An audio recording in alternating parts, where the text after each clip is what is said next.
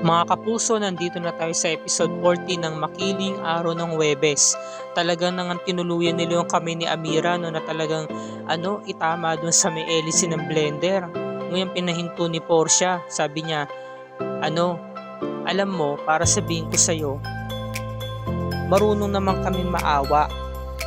Tapos inutusan si Maxine na kunin yung towel. Puro dugo na yung kamay ni Amira.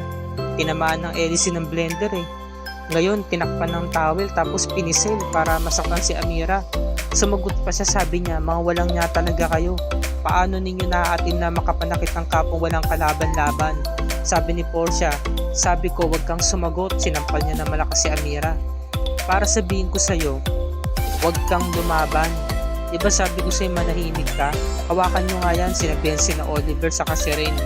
Ngayon habang hinahawakan siya na mahigpit, kumukuha si Portia ng mainit na tubig doon sa may water dispenser. Ayan no, nag-dispense siya ng mainit na tubig. Ngayon niloloko pa ni Seb. Sabi ni Seb, grabe si Amira no, kahit nasasaktan na, ang ganda pa rin. Binuhusan niya ng mainit na tubig sa likod. Oo no, magre-resign ka ba sa trabaho mo o mag-i-stay ka pa rin dito? Para sabihin ko sa'yo, aaraw-arawin kita. Agad nandito ka, papahirapan kita.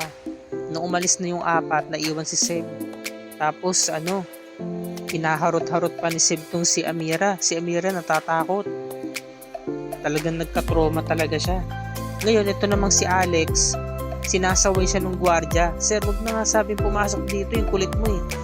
Hoy, kapag napahamak yung girlfriend ko, ikaw ang sisingilin ko ah. Sinuntok niya na para makapasok sa loob. Isang gwardiya tumulong, tinadyakan ni Alex. Sinuntok niya.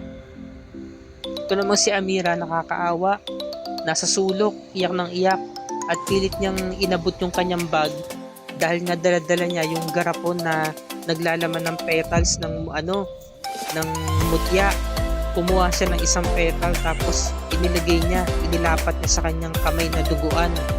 Pagkatapos tinakpan niya ito ng towel. Sobrang sakit, talagang mahapde. Ngayon ang ginawa niya, kumuha siya ulit ng isa pang petal para ilagay sa likod, yung likod niyang napasok. Ngayon, nadatnan na nga siya ni Alex. Awang-awa si Alex at talagang nanginginig yung laman dahil nga sobrang galit. Tinanong siya ni Alex, sabi niya, ang crazy pie ba may gawa niyan? Tapos tumakbo itong si Amira. Ngayon niyakap siya na mahigpit ni Alex, sabi niya, Amira, lalaban tayo ha, adyo lang, tiwala ka, huwag tayong susuko, huwag mong palagpasin to. Lalaban tayo, gaganti tayo, sabi niya. Pinalakas niya loob ni Amira. Tapos niyakap niya ulit. Habang si Alex nga pawisan dahil nga sa sobrang galit. Talagang nanginginig yung katawan niya. Si Amira wala pa rin tigil ng takot sa pag-iyak. Hanggang sa pumunta na nga sila sa Bausi, sa pulis. Inilagay ni Amira yung report niya sa logbook. Ngayon sabi ng pulis, yung Bausi, sabi niya, sigurado kayo? Talagang narereklamo nyo ang pamilya Ibarola? Si Ren nga. Ngayon dumating yung si Chief Ibarola, sabi niya, sir, meron nung nagrereklamo. Binasa ni Chief Ibarola yung report. Sabi niya, alam nyo, si Ren Ibarola, anak ko siya. At saka yung sina Portia at si Sebastian Terra, mga pamangkin ko sila. Hindi na yan bago, old na lang.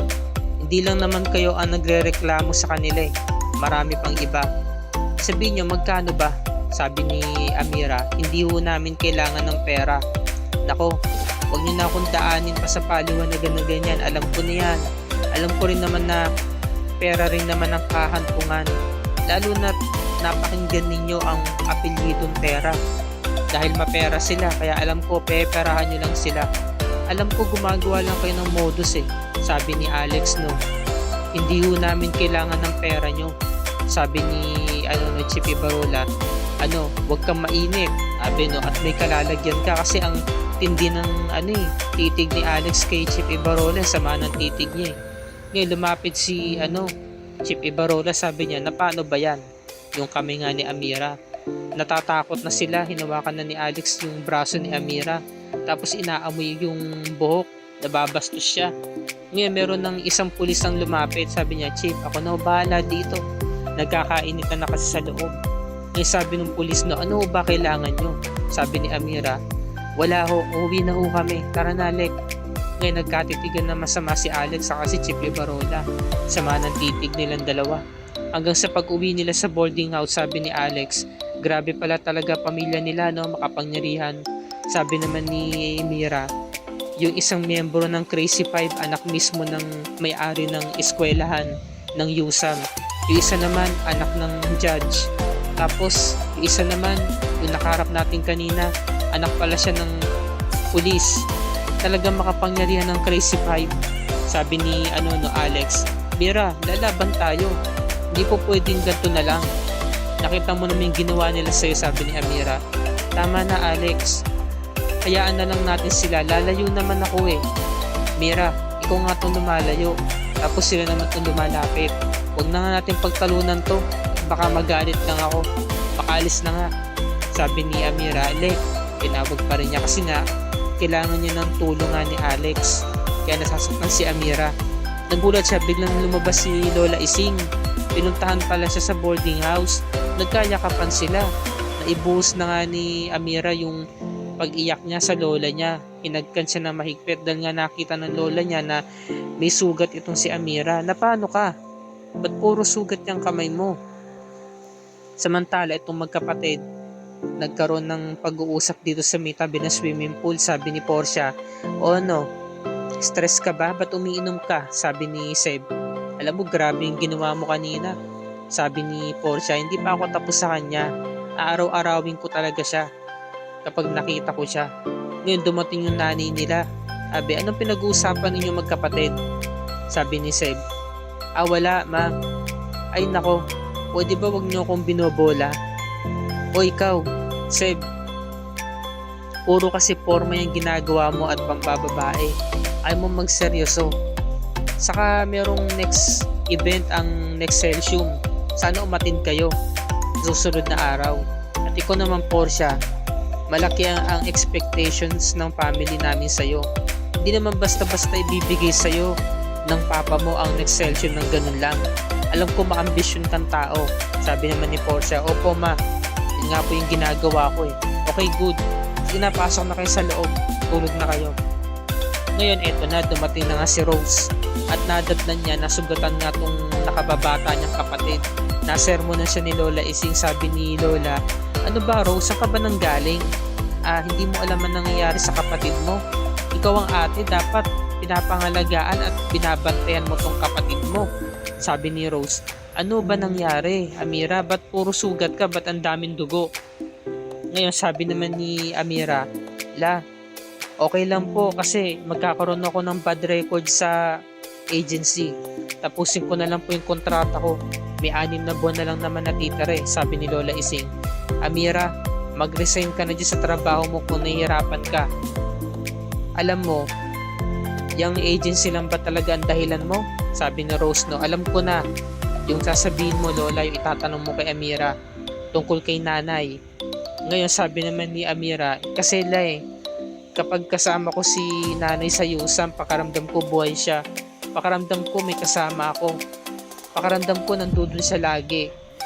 Kaya ako nagpunta ng USAM para doon magtrabaho dahil nakikita ko doon ang litrato ni nanay. Sabi naman ni Lola Ising, alam mo Amira, malaki ka na, may sarili ka ng pag-iisip. Alam mo na yung dapat mong gawin. At ikaw naman Rose, ikaw ang ate, dapat binabantayan mo tong kapatid mo. Samantala, sumunod na araw, nagliligpit yung mga janitor saka janitress ng pinagkainan ng mga estudyante. Ngayon nakita sila ng Crazy Five, hindi gusto ni Portia yung pagkain. Ngayon para hindi nga naman doon matapon, masayang, itatapon niya sa basurahan, itapon na lamang sa mukha ni Amira. Kaya yan nabully na naman siya sa pagkakataong ito. At dito na po nagtatapos ang review and recap para sa araw na to mga kapuso. Bukas pakatunghayan natin ang episode 15, araw ng Biyernes ng Makiling, na kung saan naganap na nga tong next event ng next Celsium. At nandito nga sina Amira. Ngunit merong isang lalaki doon na matindi ang atraso ni Franco Terra. Kaya gumanti ito, gumawa ng gulo. At malalagay sa peligro ang buhay ni Amira dahil madadamay siya dito. Paano kaya siya makakaligtas sa peligrong ito? Yan ang pakatunghayan natin bukas. At kung bago ka pa lamang sa aking channel, kung maaari makahingi ako sa iyo ng subscribe at i-click mo na rin ang notification bell icon para lagi ka updated sa mga episodes ng Makiling and other GMA shows tulad nito. Maraming salamat po mga kapuso and God bless sa inyong lahat.